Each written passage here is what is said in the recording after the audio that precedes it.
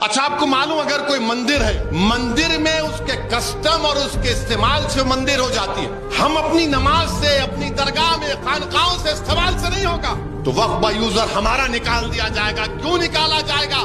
تاکہ حکومت اور مودی جی قبضہ کر لیں اس پر. اب بھارت کے مسلمانوں سے میری اپیل ہے، بھارت کے ان تمام ناگرکوں سے میری دردمندانہ گزارش ہے جو اس ملک کی خوبصورتی کو مانتے ہیں، آپ کو اس قانون کو رد کرنا پڑے گا، آپ کو اٹھنا پڑے گا.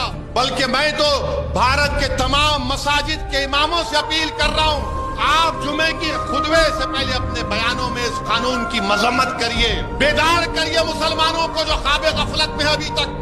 یاد رکھو، میں تم کو پکار کر کہہ رہا ہوں، اگر آج تم بیدار نہیں ہوگے تو آنے والی نسلیں تم کو، ہم کو کوسیں گی کہ تم نے ہماری مسجد کو تک نہیں بچا سکے، تمہارے اولیاء اللہ کے آستانوں کو نہیں بچا سکے، تمہارے قبرستانوں کو نہیں بچا سکے.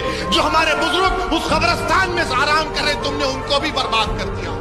اٹھو بھارت کے مسلمانوں، یہ وقت اٹھنے کا ہے. میں بار بار تم سے کہہ رہا ہوں، یہ کوئی دیوبندیوں بریلویوں کا اہل حدیث کا مسئلہ نہیں ہے، یہ وقف کا مسئلہ ہے. جو جائیداد اللہ کے نام پر ہے، تم اور ہم کیا جواب دیں گے حشر کے میدان میں؟